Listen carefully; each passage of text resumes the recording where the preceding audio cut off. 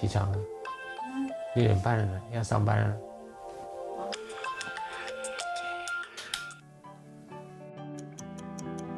徐启逢每天起床都在跟时间赛跑，他的妻子陈佑珍在台北市区上班，7点出门前，她必须张罗好丈夫一整天所有的需求。因为徐启逢在陈佑珍回家之前，都只能在这一方床活动。我要上班喽。好，好，我来不及了，拜拜。要赶快注意休息哦拜拜啊！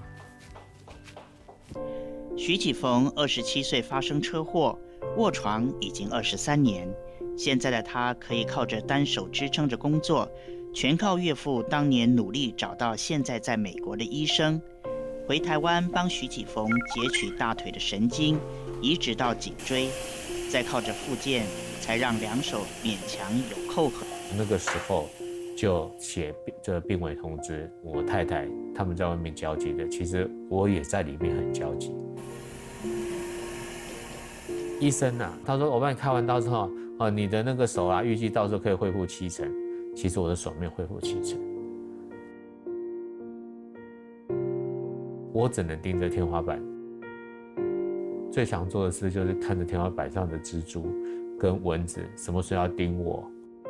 他有一连串的复健计划，半年过去了，1年过去了，每天面对天花板的时候，我真的就是这样了。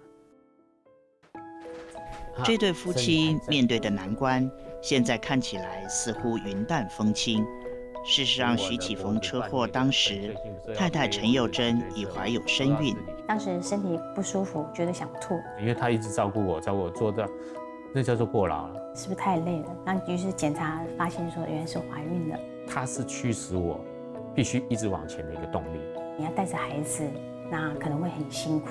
这样的一句话听来，我就觉得足够。因为我一出生的时候，爸爸就是已经瘫痪了。爸爸为了减轻妈妈的负担，就是一直接了很多工作，所以其实我每天晚上都看他就是很晚睡啊。不让我跟我妹觉得说我们的家庭是好像怎么样一样，就算是女主外男主内，我爸也是很用心的照顾我们2个。人生岂能不相逢，和你相逢在空中。大家好，我是天使 DJ 徐启逢。我从受伤重新自立之后，我就投入广播的工作。那我的愿望是希望能够透过广播无远佛界的特性，传播美善，传播爱。受伤之后呢，所有的家庭的重担全部落在我太太的身上。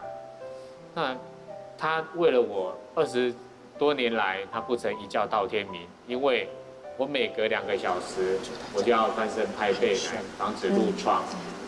那因为她这样子不离不弃的照顾，所以我时时刻刻都希望能够来减轻她的负担。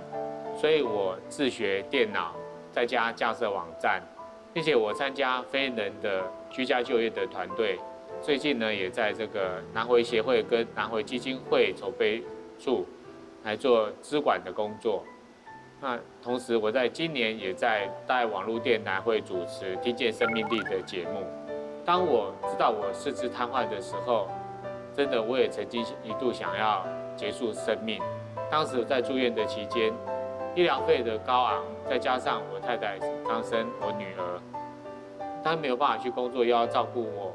那我们在这个跟政府单位来申请相关的补助的时候，又受到了刁难，而没有办法申请。